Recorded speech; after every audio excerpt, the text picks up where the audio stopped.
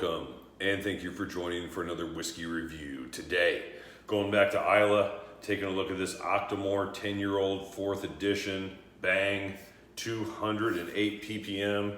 Dustin, big smoke of Octomore, my friend. Yep. This one was distilled back in 2009 and bottled in 2020. Obviously, you've been raving about this 4th edition of the 10-year-old. And we had it today, and we're going to tell the people what we think about it. It was one of Octomore's better attempts. Again, I mentioned earlier before, it was 208 ppm, comes in at an ABV of 54.3% ABV, so a little bit lower than some of the Octomores, just because of the older age statement. Yeah. You know, most of these things are, 5, 6, 7 years old for the most part. This is one of the older, or the oldest really, Octomore ever released, although this has been the 4th time they've released a 10-year-old. But all of these are natural color nuncio filtered, so a very nice light gold color here. Beautiful, beautiful, highly peated Islay Scotch whiskey. Always excited to do something from this distillery. Oh, absolutely. All right, so let's get into it. Again, Bruichladdich Octomore 10-year-old, 2020 bottling, the 4th edition of the 10-year-old. A whopping 208 ppm, so this really kicks up the smoke level compared to some of the 8s and 9s, 9s and 10s that we've been doing here recently. This one is back well over 200 ppm. Yep. What are you picking up in the nose, Dustin? You know, the first thing you get on these every time is the beautiful barley. I mean, you really can tell if this is some kind of, fancy farmed out barley that they're using. And you get this quality of oak casks. They are using the best barrels by far for these. When you have a super young whiskey, what's going to set you apart?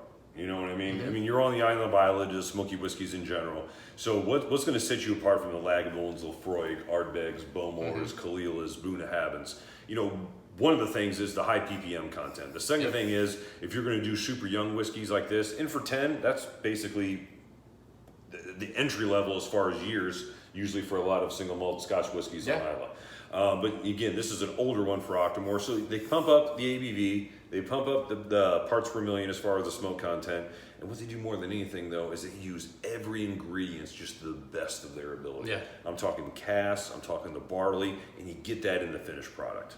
Well, I mean, right away, when you are drinking younger Islay whiskeys, you pick up alcohol. There's none here. I mean, it is just incredible. I mean, it's 54%. I can't smell it. It's only 10 years old. Again, if you had something, again, this is cask strength, so if you had a cask strength Lafroig 10, that's far more alcohol forward than something like this. And really even, the Lagavulin 12 or even the standard 46% Ardbeg 10, I pick up more alcohol in that than I do with these just in general. Yeah. Same with all the cartridges from Lafroig. I mean, some of those are just downright hot at times. For sure, especially the new one I got, the port wine. Woo, that has got ethanol on it, man. Yeah, we'll get to that at some point, I'm sure. Okay, so as far as the actual flavors you're picking up on the nose, obviously you have all that smoke, you have all that barley note, but very similar to a lot of the Octomores. Once you kind of take a few minutes for your nose to adjust and kind of get past those first two very, very dominant notes, there's a sugary sweetness there. Yeah, beautiful sugary sweetness. And then that lovely oak that you're getting from the casks, which is very distinctly different than the peat smoke. Yeah, it is I'm telling you again, these are good oak casks. I don't know if they're first fill or bodega. I can't remember. They're probably bourbon. Could be a little bit of wine casks. But they're not hiding a few bad casks in these batches at all. Everything is quality whiskey. I don't know if they make bad whiskey or if they do what they do with it. But they sure don't put it in these bottles. Well, there's definitely no third fill barrels here. There's nothing that's been tired out, worn away. I mean, you can tell there was good bourbon cask for sure. Everything that was used in this whiskey had a purpose. This wasn't a filler. You know what I mean? Everything enhanced what the experience was. Nothing was a deterrent or even a neutral. Everything added something to this type of whiskey. Or at least that's my guess. I mean, it seems like it. I'm getting some nice mint on here now, Mike. Yeah, I get mint as well. Very classic. I mean, we were talking about Kalila earlier and how it's very, the standard, very clean, crisp Islay. This is doing a lot of the same kind of things I think of as a Kalila. Whereas, there's Ardbeg. Ardbeg when you smell it. Lafroig when you smell it. Lagavulin. But this is just really clean, well done. It just feels like this is a They have a formula. They know how to get what they're getting, and they make sure they get the least offensive peated whiskey while being the most intense they can get. Very well thought out. Yeah. And on top of that, they seem to be able to adjust and move from bottling to bottling more so than any other Isla whiskey distillery that I can think of. I know they're putting out 4 or 5 of these every year. Yeah, Different expressions. I mean, that's impressive. Yeah, they can babysit it. And the casks that maybe aren't there yet, it can go a little bit further down the line. Yep. All right, let's get into this big beast. We'll see what we get on the palate. All right. Well, the alcohol's back. It is big. There's a lot of alcohol on here. It's intense. I mean, and I'm still tasting, guys. I mean, it's almost hard for me to give notes because I'm still going through this sea of spices and bite and peat and brine and vanilla and Yeah, smoke, vanilla. oh yeah, Almost like a peppery note comes in on the finish, especially in the mid palate. Yeah, you get that by the seashore kind of feel to it. oh yeah. We've had a few peated whiskeys today. This is the first one that I'm sitting back here going, man, that is sea aged. Like that's salty. It's got All of them claim it, right? yeah, but this sometimes I don't get salt as much. I mean, Yeah, I agree. sometimes I think it gets overpowered. Here, I think the salt it's just saltier. It is, but it's really mixed with a very nice citrus note to it as well. Nice. A sugary citrus. Yeah, sugar and citrus for sure, and mint. Mint's there. The smoke here is much more of like a barbecued meat smoke, but I can't like pick up what it's not a bacon, it's not a pig roast. There's definitely not the pineapple I sometimes get with some of the Hawaiian. This one's very meat forward. Yeah, there's not a lot of fruit component to it in my opinion. Yeah. Which I assumed I would get, because sometimes I get those on Octomores, and the fact that this one was further down the line as far as age, you figure you pick up more of the fresh fruit, pineapple, orchard fruit or tropical fruit notes. Not really so much in this one. No, it's very it's simple in that there's not a whole lot of different things there, but at the same time, I feel like as I'm experiencing it, it heats up, it warms down, the peat comes in, the sweetness comes in, the peat comes back, the smoke comes in. I mean, it transitions. Transitions, and it's got a lot of nice little crescendos. Everything's very sharp and violent as far as the spikes in the experience. Yeah, I mean Octomores are usually this way. Some of them come off kind of sweeter, but it's basically a big smoke punch.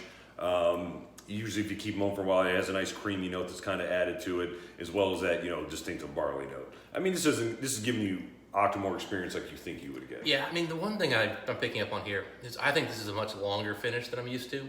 Maybe. Like it keeps sticking around, it holds on, and again, it seems like it's changing. I mean, again, I just went back for another drink, and I'm continuing to feel the balance between smoke and peat and sweet. It's continuing to change my mouth. Usually a whiskey kind of hits a point and you're like, okay, we got that oak and that one sweet note and it's just hanging on. I'm still kind of going, it's like it's battling back and forth. Yeah, I mean, there are, like you said, there are some transitions of whiskey. I mean, I expect a little bit more complexity out of this tent as it compares to the 5 and 6 year old offerings from Octomore. So this is very similar to like, say, Kevlans. Where sometimes I think the 5 and 6 year old versions of them are really the best versions of them, and sometimes we get these older versions because they weren't ready for the first 5 years. I mean, but still extremely enjoyable whiskey. But I've had a couple of these 10s. I think I brought the group at least one, if not 2 of them before. And I've always been left a little bit disappointed with the 10-year-olds, and this is really no exception, where it's good, but I expected the double maturation, or not double maturation, but the twice as long in cask as it compares to the normal versions, to be this next level as far as complexity. Yeah. It's really not that. I don't think it's that, but I mean, I think this is better than the 8.1, which is a 7 year. I think this is substantially better. 7.1 was pretty good. Yeah, I think 6.1 was really good. Yeah, those are. I haven't had those two actually. I would not put this over the. I would put this over the 10.3. I wouldn't put it over the 9.3. No, 9.3 is probably my favorite one of the last 3 years. 9.3, 8.3. 8.3 was really good too. Yeah, I like both of them. And then I really enjoy the 10.4, but that's really because it's showcased that French oak. Yeah, and again, that was a 3-year-old whiskey, Yeah. but that kind of let the oak take over. That was an oak showcase. This is actually kind of showcasing the spirit. yeah, I mean, I don't disagree with that. I still just think that this gives you the lesser version of what the best that Octomore can do with their whiskeys. I think they save those for the 5-year-old ones. But again, it's a very quality whiskey. But again, just when you think 10-year-old Octomore, you expect more. Yeah, and I think that's the problem that it has is that there's been so much success with their younger expressions. You're expecting, oh, this is going to be twice as good. You think, oh, 10-year-old whiskey, like from Octomore, wow. Yeah. It's like Kilhoman. You know, if someone showed me a 15-year Kilhoman, like, oh, wow, I bet that's amazing. Yeah. Maybe it is. Maybe it isn't. Who knows? All right, so after we've kind of danced around this subject, where are you at as far as whiskey score on this one? I think I'm an 88. Yeah, I was going to say 86. Because this to me is, I think obviously I've liked it more than you have. Yeah, for sure. Because this is actually, I mean, like I said, this is one of the top 25% of the Octomores I've had. I like that it's playing well with the barley. I think this is a good showcase of their actual whiskey and not the casks. A lot of times their whiskeys are heavy cask influenced, in my opinion. Great casks. Very true. And so, you know, if you want French oak to dominate, you get a point for it. The ones we've had are great. If you want more wine influence, there's the ones that have more of a heavy-handed wine influence. I'd have to check the cask maturation, but my guess is this is mostly bourbon. And I think it's a beautiful showcase of just bourbon and their malt. Yeah, I mean, again, I'm a fan of the Octomores in general. I just thought with the 10-year-old that I had and this one here, I was just expecting so much more as far as complexity. Where I think, you know, again, the complexity from some of the 5-year-olds are actually surpassed this. But again, you know, it's just my opinion on today. That's why I'm at an 86, which isn't a great whiskey score. But I really think Octomore's kind of maxed out as about an 88 anyway, as far as a whiskey score. I don't think I've ever had one I thought, this is a 90. I could go 89 on the 8.3. Yeah, I could go. And that's 89 about where I'm on maxed. viewers. Yeah, I agree. Yeah, but I don't think I've never had an Octomore. I thought, oh, this is a 90 whiskey. Now, on the plus side, these aren't more expensive than the Doctories. They're the No. same price. Which also leads me to believe the same thing when I was telling you maybe these aren't the A-list casks. Could be. And that's probably the same thing with any 30, 40-year-old whiskey. It probably wasn't an A-list cask. Amen. And they said, hey, more time. Yeah, more time. Let's see what we can do. Let's Age get our matters offers. sometimes. Absolutely. All right, so Dustin, you're at an 88, correct? Yep. I'm an 86 on this one. Still a very good whiskey. If you're able to get your hands on it, I would still recommend it. Again, all these Octomores that I've ever got my hands on were less than $200. U.S. retail's gonna be $230. You're probably looking at $160, $170 UK prices. Yeah, UK price. We can usually get them shipped here. Yeah. I rarely pay over $200 for an Octomore. Not that there aren't some I would pay for, but if you look around, you can find them. But again, solid whiskey. If you like super peated whiskeys and Islay whiskeys, it's something I would still recommend. It's not that this isn't worth a $200 price tag. It's worth it. Yeah. For sure. It's just, you know, for as an Octomore standpoint, I probably had 2 or 3 that are better. Yeah, fair enough. Yeah, that's where I'm at today. Anyway, if you have this particular one, I'd like to know what you guys think. So feel free to leave any message in the comment section. Until next time, Dustin, we'll wish the folks. Happy drinking. See you then.